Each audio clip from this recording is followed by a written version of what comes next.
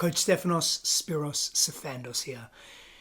And today I'm presenting a short model, and it's vertical masculine presence. You're thinking, there's a lot of words there. What does that mean? Presence is something that is valued in our society. Our ability to stand tall, to be strong in our posture, to be vertical in our posture, to not be slouched, neck forward. Is that who we are? Boom! We're strong men. Well, we want to be strong men. We want to value that. And we want vertical masculine presence. We don't want to be swayed and offended and jolted by people's opinions or perspectives. Or if your partner is coming to you in pain and in sadness, or maybe even angry at you. Do you want to be reactive? Or do you want to be able to hold that and hear it? Not take punishment, because you're not a punching bag. Again, we hear us say this often. But can you be in your truth without panicking internally, without your nervous system being wobbly? Well, that's vertical masculine presence. Essentially what we're saying here in neurological terms or physiological terms is that you have a regulated nervous system. That's what we're saying. And in order to have a regulated nervous system, guess what? You have to do your inner work. That means you have to resolve those traumas that you've experienced. The undealt with traumas have to be resolved.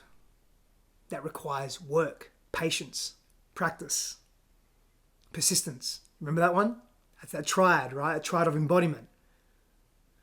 Patience, practice, persistence. To work through these pains, these shadows that have cultivated over years, compounded years, behaviors, habits, patterns that have formed who you are because of protective strategies that you've created and formed as a child that are now reactive by nature to keep you safe when they're probably a little excessive most of the time in most situations. And so vertical masculine presence, there's 6 pillars to this, right? So there's confidence, there's compassion, there's courage, there's certainty, there's clarity, and there's consistency. These are the 6 pillars, right? And so, or 6 areas of, this is how we attain vertical masculine presence. So we're looking at confidence. I'm just going to briefly touch on these. Confidence. Are you confident in who you are? Do you believe in yourself? Do you back yourself? Do you rate yourself? Not arrogance, confidence. Now, in order to be confident, it's really important that you challenge yourself on a regular basis. That could be cold plunging.